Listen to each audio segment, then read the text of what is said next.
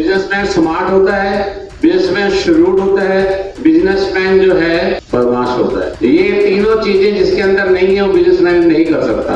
Please smart बनिए, shrewd बनिए और साथ साथ ये भी करिए।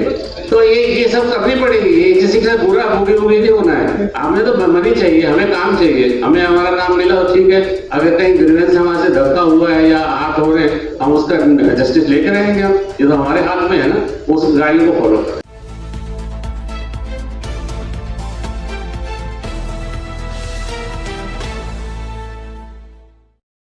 तो बिजनेस करने के लिए दोस्तों बहुत करनी पड़ती है, मेहनत करनी पड़ती है। और इनको ये करते करते सीख गए कम से कम। हमारे कितने परसेंट सीखे हैं लोग? 0.01%। तो ये जो है अच्छी बात कही इन्होंने। और ये जो L1 का नाम और ये हमें टेंडर का पता नहीं लगता क्या डिसाइड होता है। तो प्राणवीर जी, आपके प्रश्न का एक ही उत्तर है। जब इतनी सारी नॉलेज आपने ले ली, जिस भी अथॉरिटी का टेंडर है, अब इसको ध्यान से सुनना, पटना का है या यहाँ का जो भी है, आप क्योंकि मनी मैटर के अंदर फाइनेंशियल से उस डिपार्टमेंट से डील करने जा रहे हैं, उस अफसर के पास आपको जाना नहीं है। टेंडर के प्लॉट के नीचे ही जो है विजिलेंस एंगल का, बिजनेस डिपार्टमेंट का भी नंबर दिया होता है। अगर आपसे कुछ गड़बड़ हो रही है, जो आपको जस्टिस नहीं मिल रहा, तो आप उस पीरियड की अवधि में अपनी कंप्लेंट डालकर, और उस आदमी का नाम नहीं, डिपार्टमेंट का नाम और उस डेट और जो आपके पास रिकॉर्ड है, आप यूनानिमसली अपनी कंप्लेंट को जा सकते हैं कि मुझे इसमें जस्टिस नहीं मिला। और वो टेंडर की अवधि रुक जाएगी, और वो जब ही होगी जब आपका कंप्लेंट का निदान हो जाएगा। तो इसमें कभी हताश मत होइए, अपना हौसला बना के रखिए, थोड़ा और आगे सीखिए।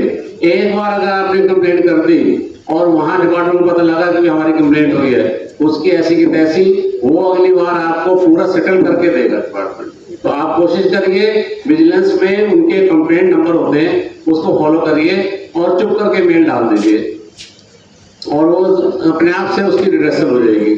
अभी जो हमें कहते हैं कि MSME हमें SC/ST के हिसाब से नहीं मिल रहा, तो वो भी अंदर के रूल हैं, उन्होंने जो फीड किया हुआ है।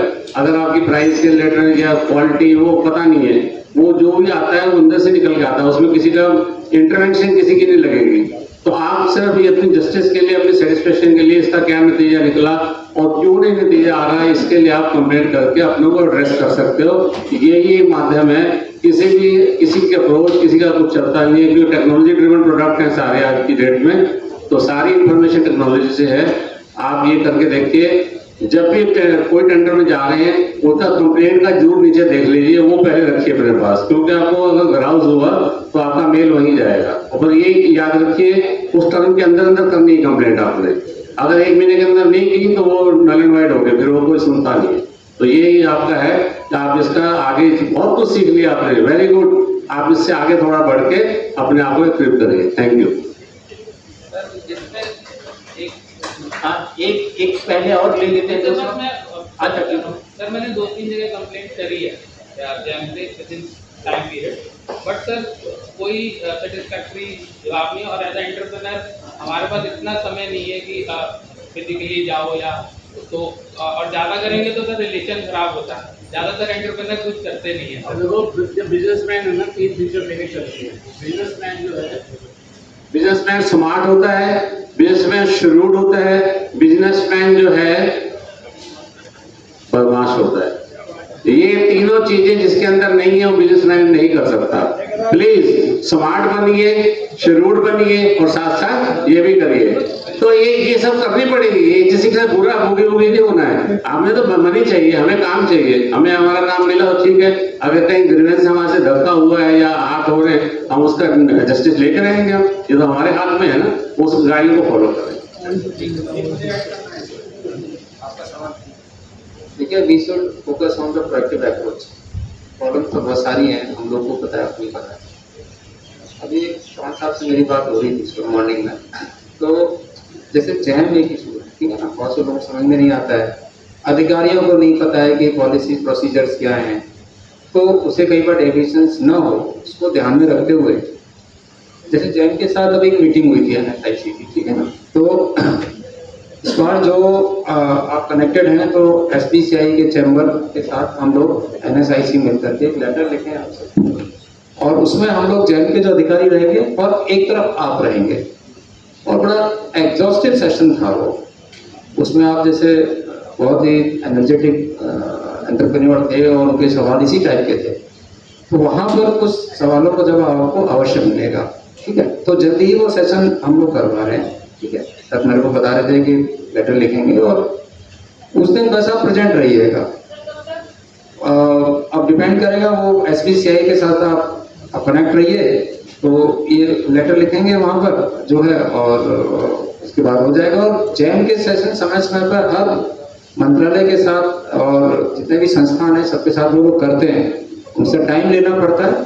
आपके जो भी सवाल हों उनका जवाब वो लोग 1 to 1 देते हैं, ठीक है। तो इसको जल्दी प्रयास करते हैं कि जो भी गवर्नमेंट प्रोक्योरमेंट पॉलिसी से रिलेटेड सवाल हैं उसको, और आपका जो 4% वाला क्लॉज है उसके अंदर भी अगर जो सवाल है तो उसको जैम कैसे एड्रेस करेगा, that we have to do, क्योंकि वो तो टोटल सॉफ्टवेयर जनरेटेड चीजें हैं सारी की सारी। तो how they are governing it, they have to address it.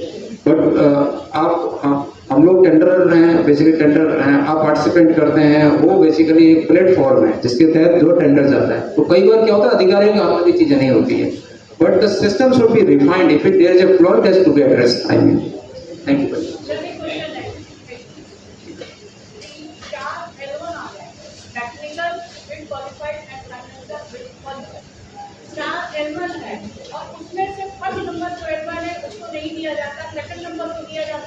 अब जैम की बात कर रहे हैं ना मैडम, इसमें क्या होता है, एक जैसे 4 L1 आ गए, ठीक है ना।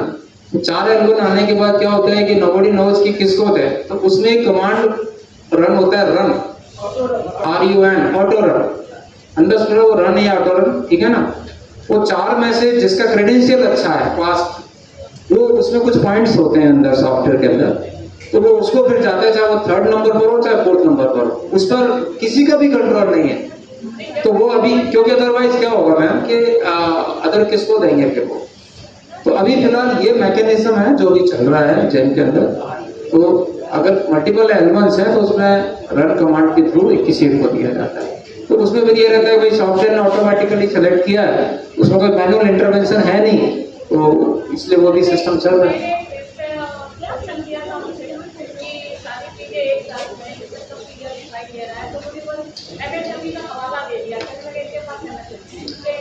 मैडम यही तो चीज है कि ये चीज हमें है ना बेसिकली लेके जाना है अपनी क्वेरीज को आगे फ्रंट में।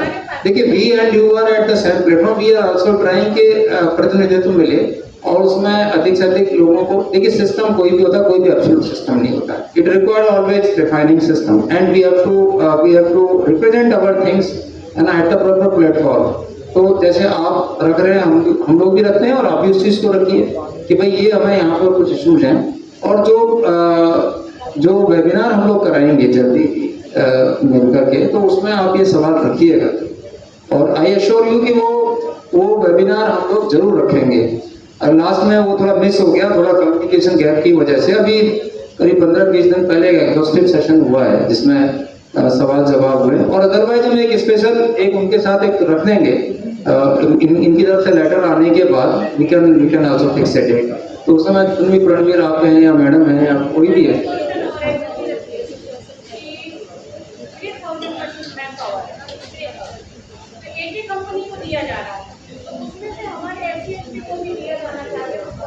वही तो ना 4% की जो बात कर रहे हैं ना, वो उसमें रिप्रेजेंटेशन नहीं है या उसमें ज्यादा इम्पैक्ट नहीं पड़ रहा है क्योंकि सारी MSMEs हैं, तो वो फिर किसको दें।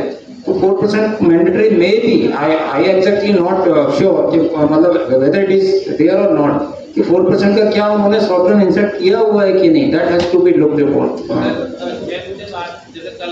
अच्छा बात किया तो वो प्लेटफॉर्म है, ये रिप्रेजेंट करेंगे और भी बाकी लोग रिप्रेजेंट करेंगे कि ड्यू उसमें वेटेज मिले और रिप्रेजेंटेशन होना चाहिए। जो I will also discuss with my procurement officer, I will let you know also. अगला एक सवाल मैं किसी का। सर मैंने PMDD में लोन के लिए अप्लाई किया था,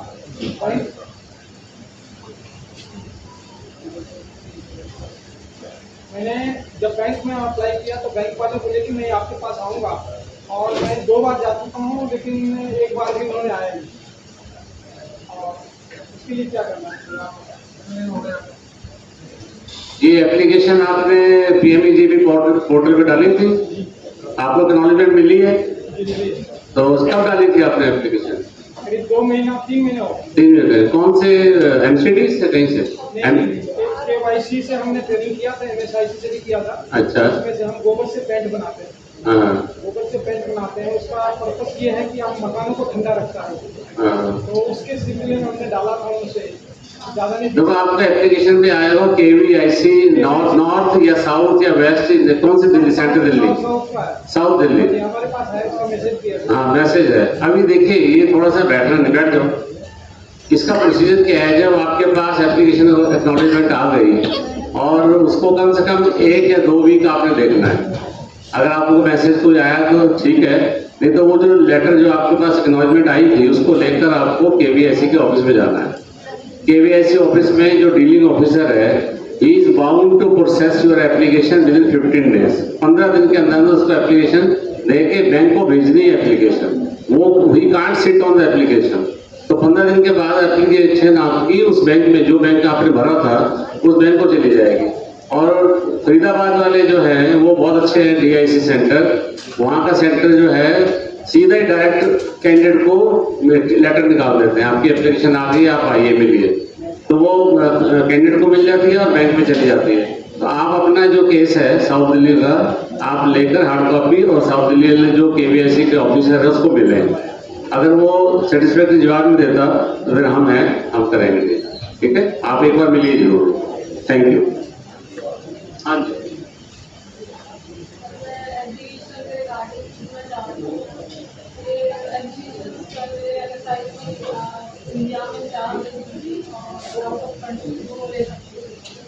अभी क्या प्रोविजन है, और अभी पहले MSIC पे करती थी साल का, तो अभी क्या है कि अभी आपने खुद से पे करना होता है, उसके बाद ऐसा है। मैडम आपने सिंगल पॉइंट रजिस्ट्रेशन लिया हुआ है? वो लाइव है वो? तो अभी देखिए जब सिंगल पॉइंट रजिस्ट्रेशन लाइव है तो आपको पोर्टल पर हो, कोई दिक्कत नहीं है। जब भी एग्जीबिशन लगती है यू कीप वॉच कब एग्जीबिशन लग रही है, और आपको आकर NSIC में ही अप्लाई करना है। और वो प्रेफरेंस जो वुमेन एंटरप्रेन्योर्स की प्रेफरेंस जो है आपको जो अलॉट करने में स्टॉल मिलेगी। मेरा कहना ये था सर, पहले MSIC पे करती थी साल का, अभी क्या है कि ये हो गया है कि हमें खुद पे करना है। चार्जेज जब बताया SC/ST हब वालों ने ना कि चार्जेस जो है रिम्बर्स होंगे अगर आप अप्लाई करेंगे, और आपने जो पे भी करोगे ना उसका 80% जो है, और मैक्सिमम सीलिंग है 25,000, तो वो NSC/SC हब जो है उसमें वो आपको रिम्बर्स कर देगा कॉस्ट। आप अपने खर्चे स्पेंड करिए, बिल जनरेट करिए, इनवॉइस के लिए आपको NSC/ST हब में अप्रोच करना पड़ेगा। मैम उसमें एक्चुअली क्या है कि पहले ऑर्गेनाइज